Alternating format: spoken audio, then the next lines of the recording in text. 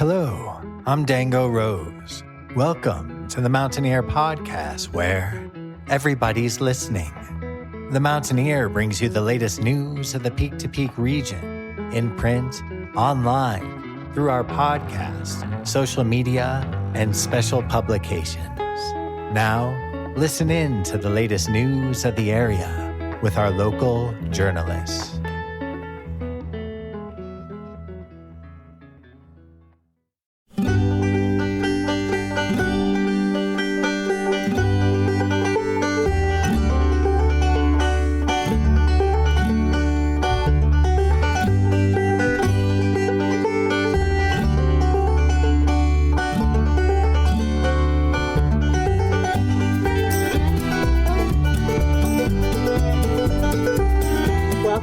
To the Mountaineer Podcast, where everybody's listening. I'm Barbara Hardt. And I'm Doug Armitage. Thanks for joining us. The intro music is provided by Nathan McEwen. McEwen has appeared on American Idol, The Tonight Show, Music City Roots, XM Sirius Radio, the Stagecoach Festival, the Grand Ole Opry, and has performed over 2,000 shows worldwide. He has shared the stage with some of the best.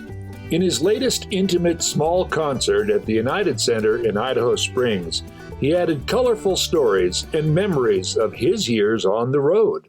This episode is brought to you by Brightwood Music, Hardt's Backhoe, the Mountain Man Outdoor Store, Very Nice Brewing Company, the United Center in Idaho Springs, Melt Coffee, and of course, the Mountaineer newspaper. And now to the news desk. This week's movie at the Backdoor Theater is Coda, rated PG-13. As a Coda, child of deaf adults, Ruby is the only hearing person in her deaf family. When the family's fishing business is threatened, Ruby finds herself torn between pursuing her passion at Berklee College of Music and her fear of abandoning her parents. The movie shows Friday and Saturday at 7 p.m., with a Saturday matinee at 2 p.m. This podcast is for 2 weeks of news. We had to take a brief intermission last week and catch up on newspaper stories. Some of the highlights in the Mountaineer include our weekly music column, which is always available in print and online. Keep It Local business stories of the peak-to-peak region, school zone news, the Backdoor Theater movie of the week, multiple government articles, and my personal column, as well as so much more. If you have an idea for a story, want to subscribe, need advertising and marketing information, or want to find out more about anything newspaper related, email us at publisher1977@gmail.com or call 303-810-5409. And now, let's turn to our first podcast story. Here's Jamie Lammers interviewing Carrie of the local group Mountain Duo. Take it away, Jamie. Hello.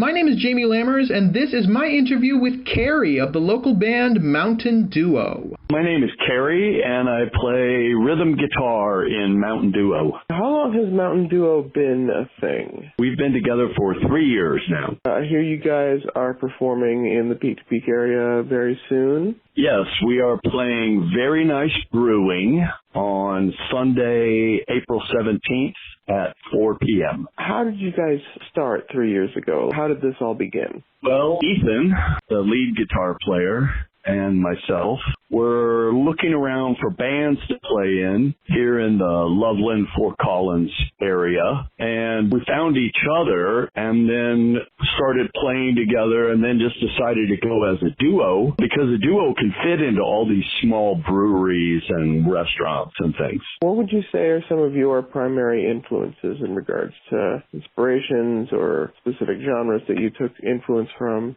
Well, we play guitar music, and we capitalize the G and we capitalize the M, or a longer version, guitar music from the 20th century. And that's everything. People always want to ask us, what kind of music do you play? Is it classic rock? Is it country? Is it pop? Is it metal? Actually, it's all of those things. We play a wide variety of music. The thing that it has in common is the guitar. Our show is basically a love letter to the guitar. Are there any artists in particular that inspired that for either of you? Well, that would just be too long of a list. I would say anybody that made their mark by playing the guitar, and that's everyone from Willie Nelson and Johnny Cash all the way to the music of Ozzy Osbourne or Green Day. We play all of that stuff. So that's a range, basically. Johnny Cash, Willie Nelson, Hank Williams on one extreme, some metal and punk on the other extreme, and then, of course, in between, all of the classic rock. And I'd say classic rock probably makes up most of our stuff. What are some of your favorite parts in general about being able to perform live and perform all this guitar music for people? Well, our big thing is being familiar yet surprising. So we're a duo. We have one acoustic guitar and one electric guitar, but we sound like a band, and we're very proud of that. We sound like a rock band, and probably the best compliment that we get every once in a while is when people ask us, hey, how much of that was on tape, or how much of that is recorded, or how do you do that? It's just the two of us playing live right now. There's no loopers. There's no backing tracks. We don't even use capos. It's just pure guitar playing. And two-part harmony. That's key. That's a big way to make a group sound fat. What's some of your personal experience in regards to playing guitar? How long did it take to get to that point for both of you guys? Well, neither one of us is spring chickens, and we've been playing in bands since we were little kids. So I don't even remember not being able to play the guitar. I've been a guitar player for years and years and years, and so has Ethan. So it's really not any kind of a transition from not being a guitar player to being a guitar player. That was a very, very long time ago. I'd say the thing that probably separates us from a lot of other guitar playing musicians is that we're working musicians. There's a lot of people who are professional musicians, and that's great, but we're really working musicians. We played 106 gigs last year. In 2021. That's a pandemic year, and we still played 106 gigs. And what does it take to really dedicate yourself to that amount of live shows? Well, it's work. That's just the bottom line to it. It's work, and you got to approach it like work, and you got to be a professional, and you got to get up every morning and go to work. And what are some of your favorite things about guitar as an instrument? Like, what stuck out about it to you when you first started? I've loved the guitar since I was a little kid, and I'd say the same thing is true for Ethan. I mean, if you're mesmerized by the guitar, you just are. It's the music that we grew up with. I mean, now there's a lot of music, and, you know, it's fine and everything, and it's played on other instruments. You know, this box with the blinking lights, I'm not exactly even sure what that is, but, you know, that doesn't have any appeal for me. I love the guitar. I've always loved the guitar, and I can't explain it. I just love guitar music. You know, there's a lot of synthesizers. Hey, I mean, even if you want to go back to the music that we play, that 20th century music, there's a lot of keyboard music out there. You know, there's a lot of Elton John or Billy Joel or things like that, and that's just really not our bag. We don't play any of that because, you know, that's for some keyboard player to come out and play. We play guitar music. Your love of the guitar basically ended up kind of deciding that this is the wheelhouse that we want to stick to, and anybody else who wants to do their own thing, that's fine, but Well, it's not even a decision. It's just who we are. I mean, you know, if you're a basketball player, you play basketball. You know, you don't play football or something. If you're 7 feet tall and you're an amazing basketball player, I don't know why you'd go play football or something. And I don't think anybody would ask you why you don't play football. I mean, you're good at basketball. So there's no decision about we're going to play guitar music. That's just who we are. One of the things that we did make a conscious decision on is that we wanted to play rock music. We wanted to play wild music, but at a volume that you can talk over. So that's where a duo is really key because there's no drum set. Drum sets are hard to play quietly. So we can play some pretty wild music, and you can sit there and chat with the people at your table, and that's part of the reason that we're popular. That was a very conscious decision. I mean, when we met each other and we started playing together, I'd say the really conscious decisions were, let's go as a duo, because a duo fits in all these little breweries. You know, we were looking at making a 4-piece, 5-piece band, but there's just not that many places to play. I have not been to Very Nice Brewing in Nederland yet, but I'd be surprised if you could put a 5-piece band in there. Maybe you can, and a drum set and everything like that. But I know a duo will fit in there, and we'll rock the place, and you'll be able to talk over it. So these are the very conscious decisions. Also, we split the money 2 ways. Then you don't have to ask for $1 million to go play someplace. So yeah, being a duo and then being not loud, those were very conscious decisions. Play music that sounds loud, but don't be loud. Was there a particular moment when you started playing guitar and when you became interested in guitar where you decided that that was the path you really wanted to go down as a professional? Or did it just kind of happen naturally? That just happened naturally. Some people say that you don't pick an instrument, it picks you. Maybe that's what happened. I don't even know. Like I say, it's been so long now, and I would imagine Ethan would say the same thing. I cannot remember not being able to play the guitar or not being fascinated by it. When great guitar music is on TV, I stop doing everything else and I turn it up, and I want to see great guitar players play the guitar. Our biggest gig so far, we played Cheyenne Frontier Days last year. We hope to play more festivals this summer. We'll see what happens. But last year we played Cheyenne Frontier Days. We played on the Garden stage twice. And this year they've invited us back. We'll be at Cheyenne Frontier Days this July, and we're playing on the Garden stage 3 different times for this year's Cheyenne Frontier Days. So we're proud of that. Also, we're proud of the fact there's a magazine here in Loveland called NoCo Style Magazine, and their Best of NoCo 2021, I guess it was Musician Band 2021. We were a nominee. We didn't win, but we were one of the Best NoCo 2021 nominees. And I'm pretty proud of that, just a couple years in. We love playing for musicians, and we really love playing for guitar players because guitar players can see what it is that we're doing. The general public is like, yeah, I like what you do. That's cool, and that's really great. But we really love it when guitar players are there and say, oh man, I see what you guys are doing, and I really dig it. We have a quiet confidence. I do expect that we will have a really good show at Very Nice Brewing, and people will be pleasantly surprised. And we're really looking forward to it. We were scheduled to play Very Nice Brewing in Nederland in the spring of 2020. We hadn't even been together for like 6 months, and we had a gig scheduled and everything, and then COVID-19 shut everything down and derailed that, and now here we are 2 years later, finally getting back around to Nederland, and we're really looking forward to it. We just go by first names. Our names are uncommon enough, and we just usually say, hey, Mountain Duo is Ethan on lead guitar, Terry on rhythm guitar, both sing. That's the bio right there. I think those are all the big questions that I have on my end. Hey, I got one more piece of information. Ethan and I have a second band, and this second band is completely different. Ethan is a trained trombone player, and he is from New Orleans.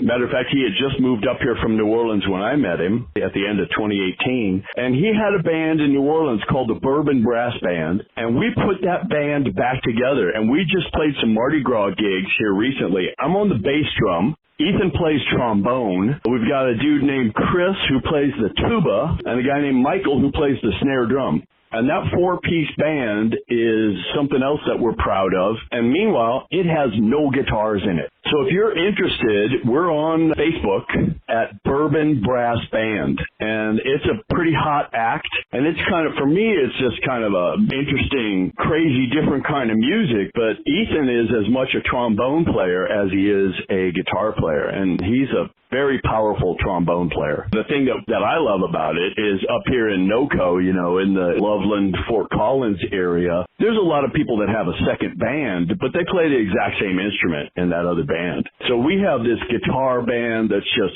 all about guitars, and then our other band has no guitars in it. All right, Jamie, well, thank you very much. Yeah, for sure. Thank you so much for coming on board. We really appreciate it. Thank you so much to Carrie for coming on board and joining us for the podcast. If you want to see Mountain Duo perform live, you can catch them at Very Nice Brewing Company at 20 East Lakeview Drive, number 112 in Nederland on Sunday, April 17th, 2022, starting at 4 p.m. Thanks, Jamie. And back to the news desk.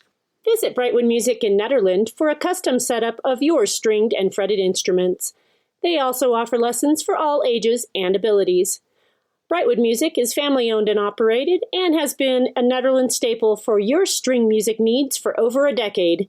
They are located at 20 East Lakeview Drive, Unit 109 in Netherlands, and can be reached at 303-258-8863. Peak-to-peak musicians and artists, the Mountaineer is looking for you. We're looking for our June and July featured musicians. Would you like a feature story in the Mountaineer print, online, and podcast edition? We cover all news of the Peak-to-Peak area, including business, author, and artist profiles.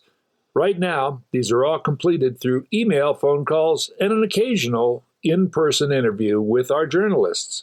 If you're interested, email publisher1977@gmail.com to get on the list for upcoming editions.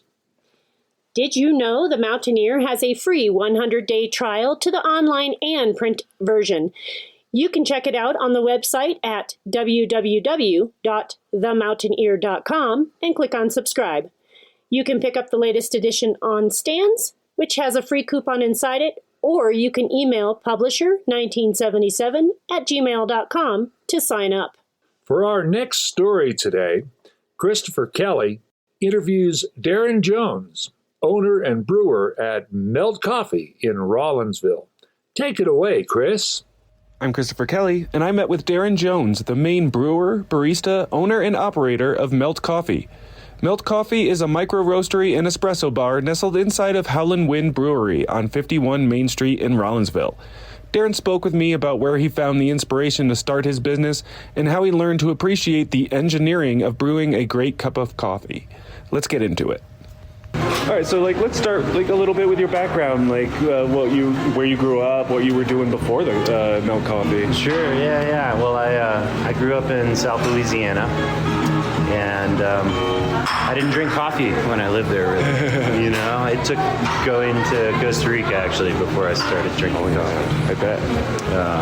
But anyways, I grew up in Louisiana, had a little landscape company there, but I came out to Colorado when I was 9 to ski, and came out every year after that. So it was a destination in my world to live here at some point, and that's awesome. So I eventually moved out about 4 years ago into Netherlands, and came out, did some music production because I play saxophone, and so between landscaping and performing, that was my main gig back in Louisiana. So. Oh, right, excellent. And so what was the inspiration or the idea to start Melt Coffee?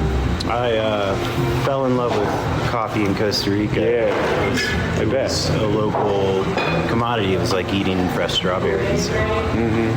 Picking fruit off the tree. It was right there, and I drank a little bit. I tried coffee. It was fine. It was okay.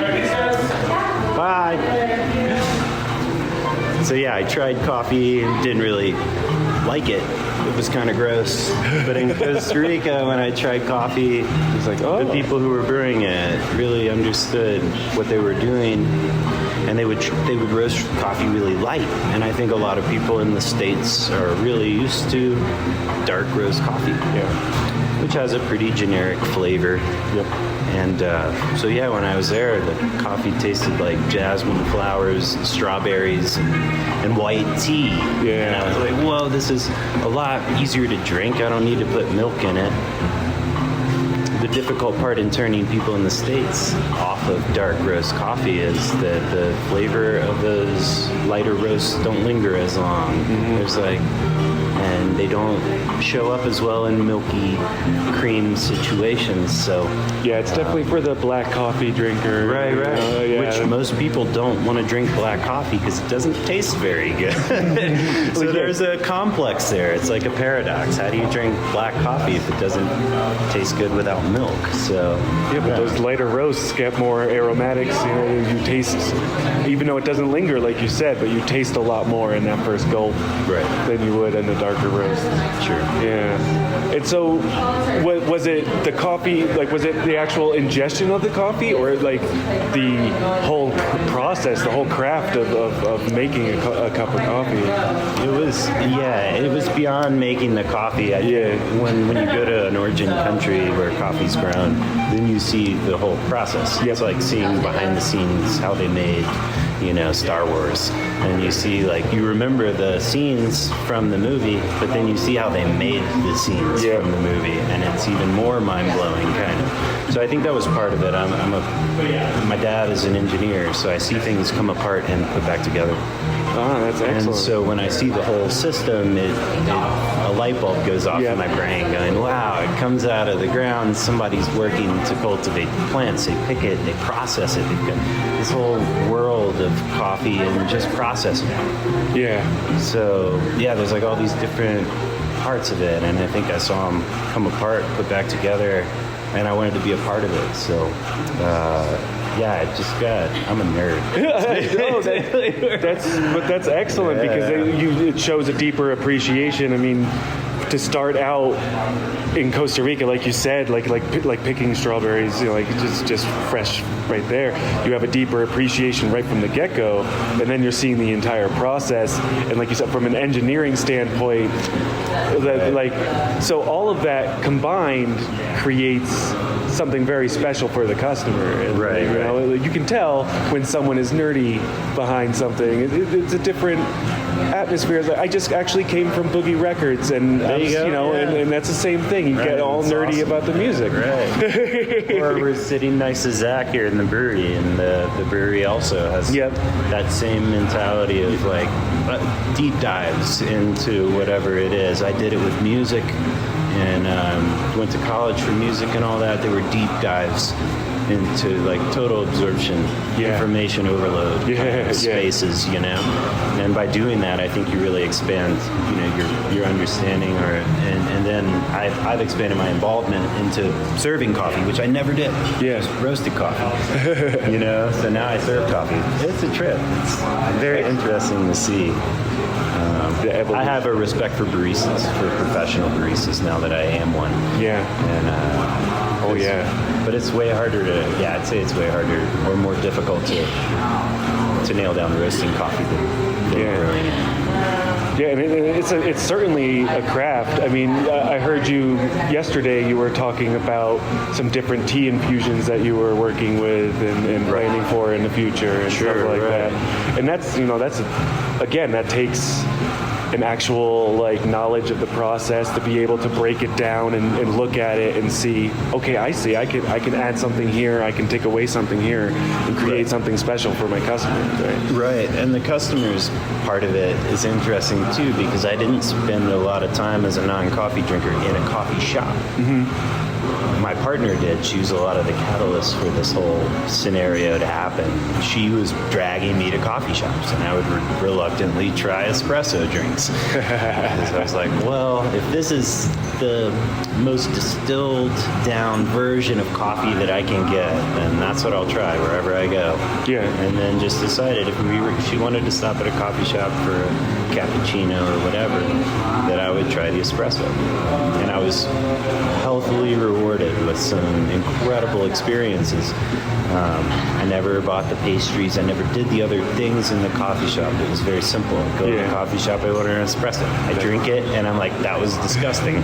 Or that was awesome. So, that's kind of, for me, that's how the coffee shop experience worked. But when I saw my partner go in, she would indulge in the coffee shop experience and the foods and the tapas and the little things. And while I'm not a foodie and I don't do food here at the coffee shop, I am slowly reaching into the community for people who are foodies and for people who do want to do that sort of thing. And we're hoping in Rollinsville that people start to see an opportunity that they may be able to create that sort of thing for everyone to experience. A lot like I'm doing with Coffee's Accent up here.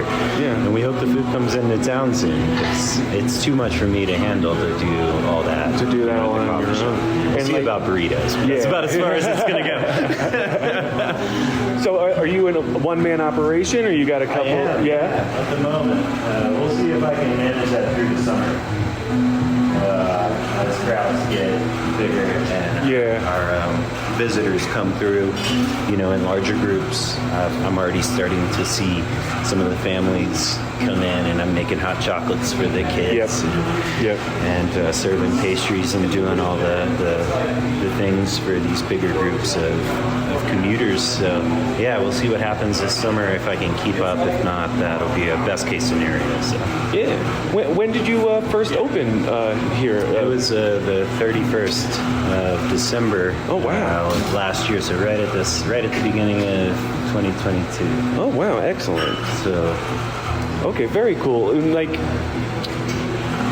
would you say? I mean, I'm pretty sure it's an obvious question, but aside of being in a brewery and being in this space, what else sets you apart? Because I think that would be a big thing for sure, is being in this kind of space. Yeah, the space here is very special, and I'm happy to hang out in it every day that we're here, and I think other people are starting to find it's a good place to be for many reasons. One of them is the interesting people you might meet.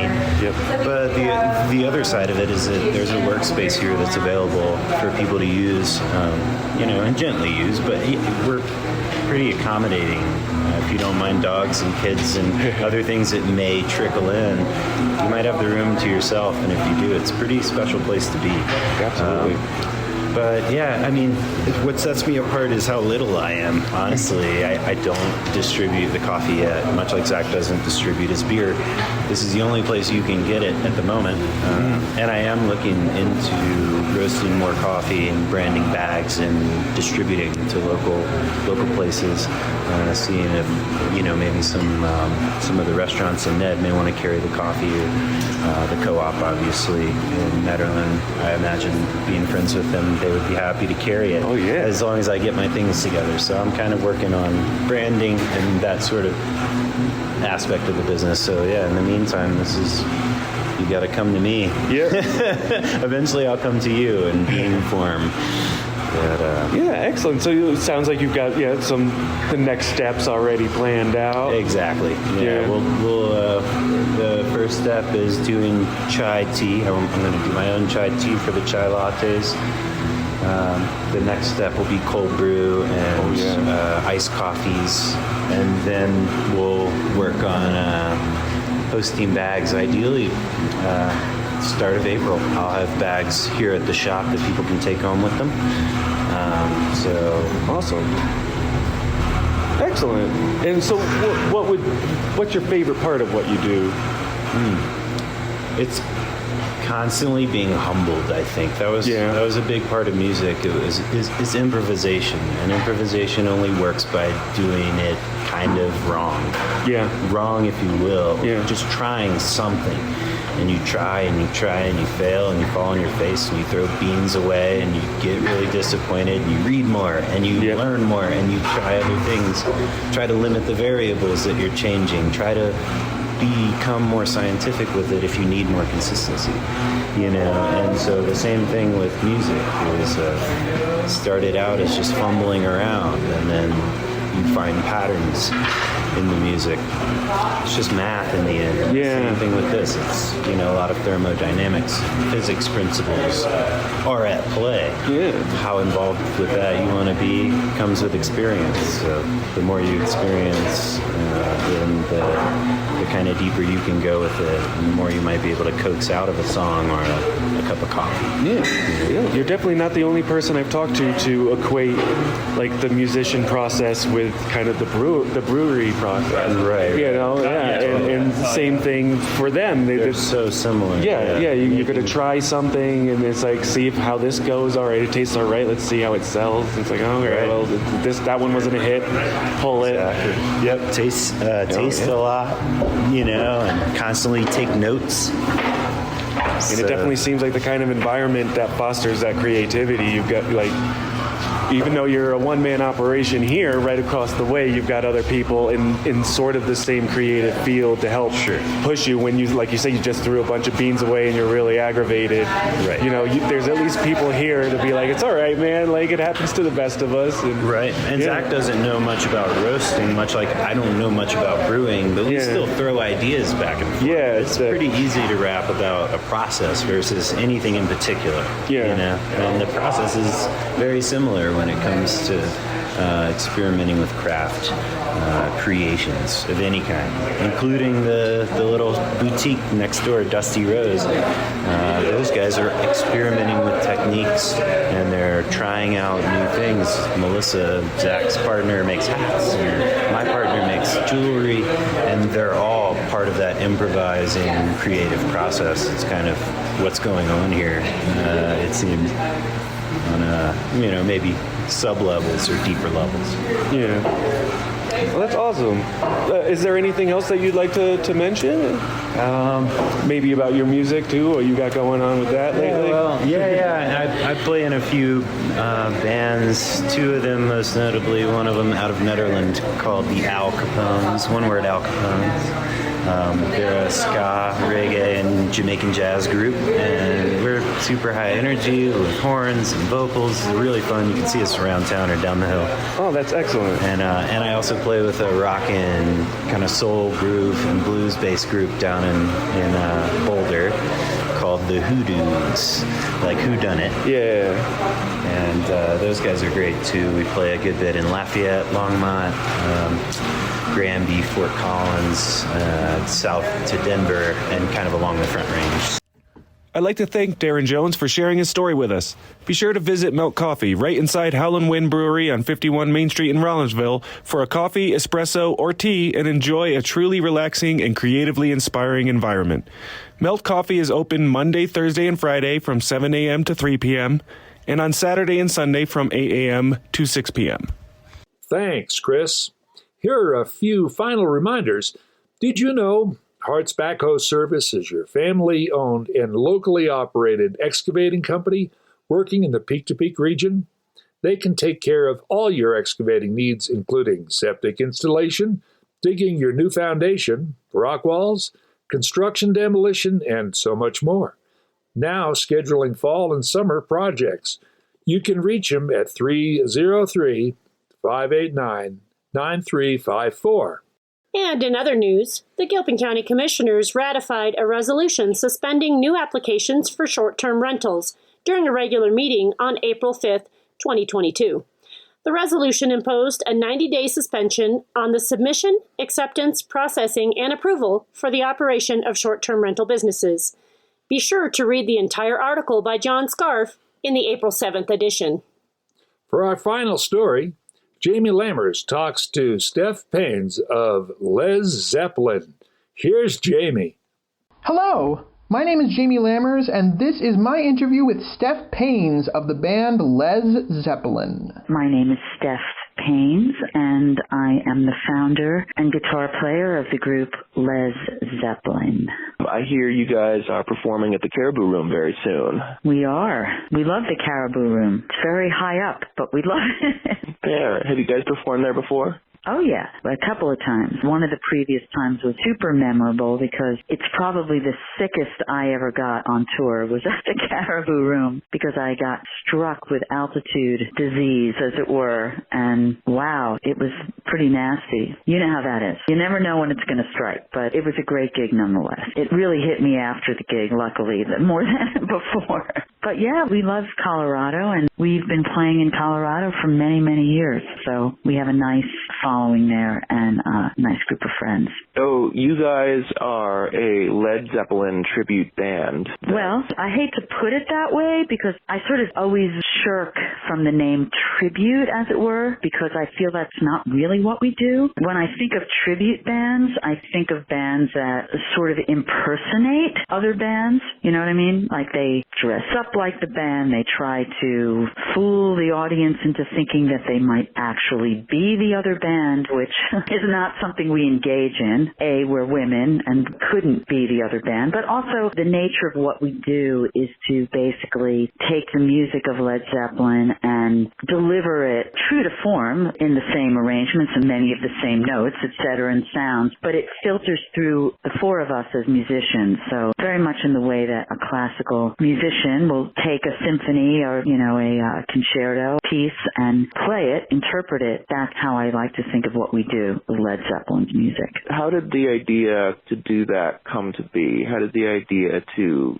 reinterpret Led Zeppelin's music in your own way come to be? Oh, sometimes I like to joke that Jimmy Page put a spell on me, but really it's so sort of naive, and this innocent, possibly foolish thought I had many, many years ago was that I would just love to play this music, for fun. I wasn't in a band at that point in time, around 2004, and I just fancied the idea of playing Led Zeppelin music because I was so into it, and just thought it'd be fun to get a bunch of girls together because girls would be more interesting, I thought. I guess I had my marketing hat on subconsciously. Also, I'd been in one other all-girl band, only one, believe it or not, and that band was more powerful and more intense and more Zeppelin-like than any other band I'd ever been in, so I guess it seemed natural. So, yeah, I just thought, let's get some musicians together and let's just play this music for fun at a bar, and we'll make $50 and go have a beer once a month. Of course, what happened was not that. I mean, many things happened, but I realized you don't just get a bunch of people together to play this music. It's near impossible to play well. That struck me soon after, but I wasn't daunted by that somehow, and I managed to find a group of musicians, all women, and every time I told someone about this idea, people went nuts. So this is 2004, you have to understand. It was a slightly different climate. And also, no one had ever seen women do this kind of thing, really. Not a lot. And then when the name Led Zeppelin came to me, it was a no-brainer how to do it. So it just kind of like everybody got excited about it. And sure enough, when we hit the road running with this thing after 6 months of rehearsal, because I wouldn't let the band go out before 6 months of rehearsal. It's just intense music. It just took off. And I've been doing this ever since. I mean, it was really this innocent, fun thing that became this career, strangely enough. Aside from, obviously, Led Zeppelin, are there any musical inspirations that really stuck with you or the other band members throughout this whole thing? Oh, gosh, too many to name. I mean, I think everyone in the band is very broad musically, just in every way. I mean, we all just love music. We all love every kind of music. We've all played most kinds of music. Our singer Marlene went to the Royal Academy and studied opera, and she was in a pop group for many years that was super successful in Greece. And then Joan teaches music, and she plays every instrument. She plays violin, she plays piano, she plays whatever you give to her, she plays, very much like John Paul Jones. And so she knows all sorts of music. Lisa, the drummer, she's from Texas, and she's played in every kind of band. She used to play a lot of blues, and she just all music. And myself, I studied actually jazz more than rock when I was growing up. When I was a kid, I was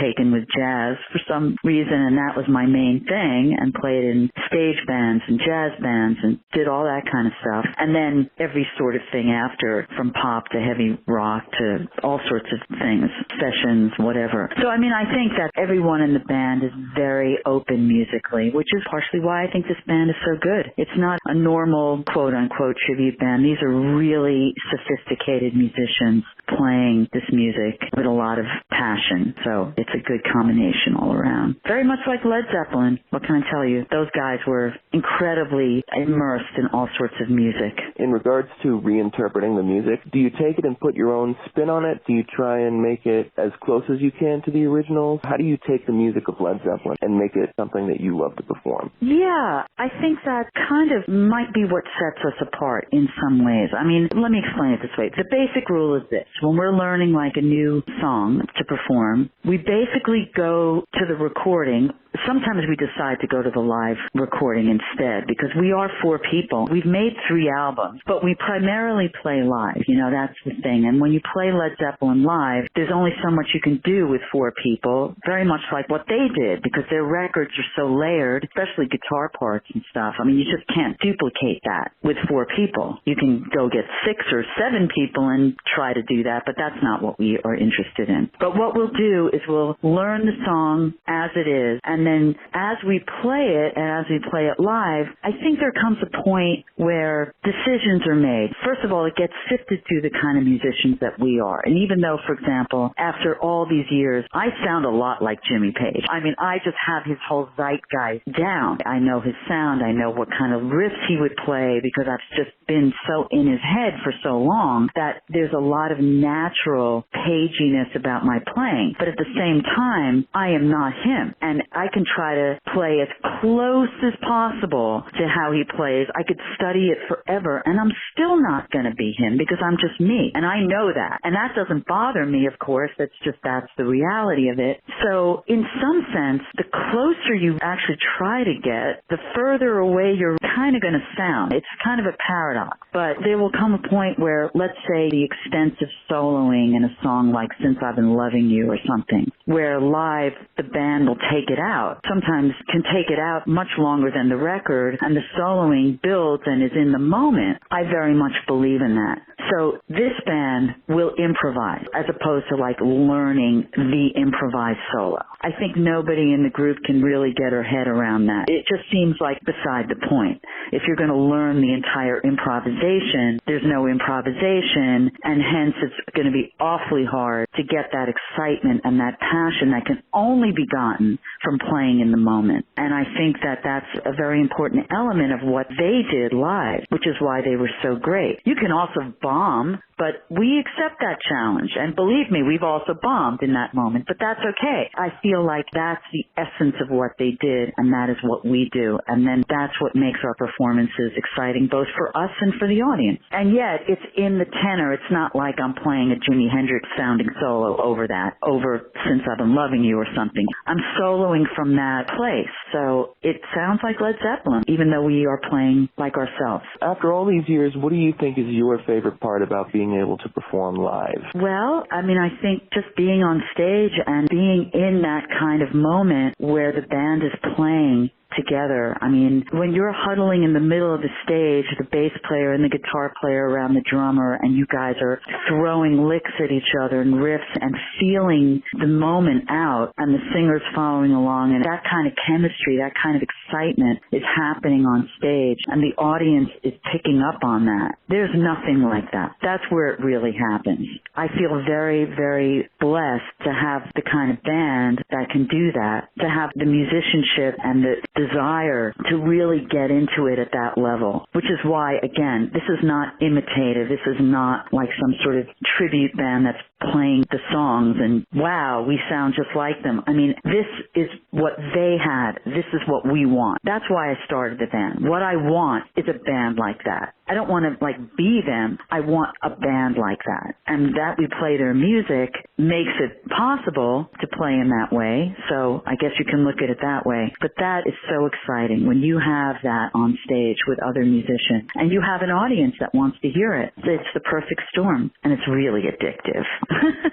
And do you hope that the audience ends up taking away that sense of becoming the band that you are most interested in becoming? Yeah, I do. I think that's what turns the audience on. I think that's why people leave our shows and they're just kind of stunned. They're not expecting that. They're expecting to hear, the ocean and hear Black Dog and hear a whole lot of, but they're not expecting the intense immersion in this music and the power that comes from that. Because we are really giving it everything we've got. When we start playing, the music is just like the tool to bring out everything that's beautiful about being a musician, It's just like you have a piece and you're expressing yourself through it. And that's what we love to do. And everyone in the band loves to do that and does it naturally and does it beautifully, And that's a real blessing to be able to have that kind of group. Not many people do. And you don't see it a lot. You used to see it a lot more, I would imagine, in the 60s and 70s, but you don't see it a lot now. Is there anything else about the band in general that you want to mention or add? I just want to encourage people to come and experience it with us. It's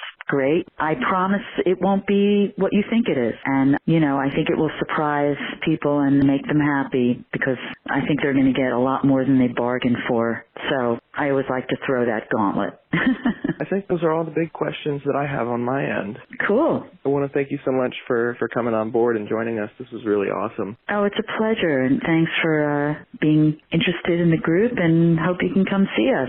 Yeah, absolutely. Thank you so much, Steph, for coming on board and joining us for the podcast. If you want to see Led Zeppelin perform live, you can catch them at the Caribou Room, 55 Indian Peaks Drive in Netherland, on Saturday, April 16th, 2022. Doors open at 7 p.m. with dinner, and the show starts at 8 p.m. Thanks, Jamie. And one more plug for another recent story reported by Christopher Kelly.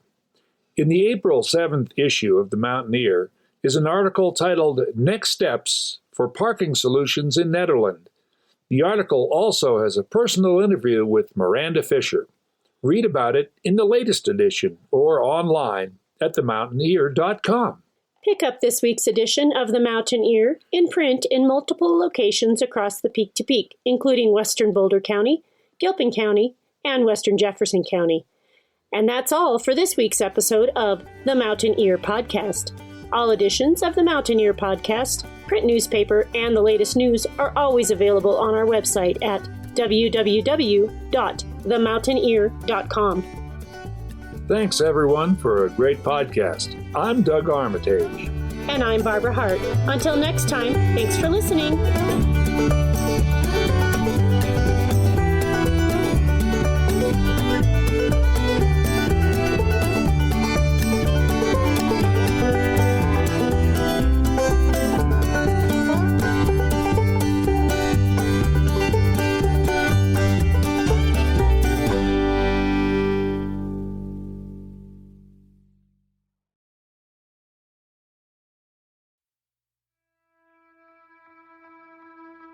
And that's it for our show. Subscribe online to get more access to more news, weekly updates to our community calendar, and a link to our YouTube channel by visiting themountaineer.com. Be sure to use the coupon code PODCAST when subscribing for a 10% discount, only available to our listeners. If you are in the local Peak to Peak area, be sure to pick up a print edition of The Mountaineer at a local business. I'm Dango Rose. Thank you for listening.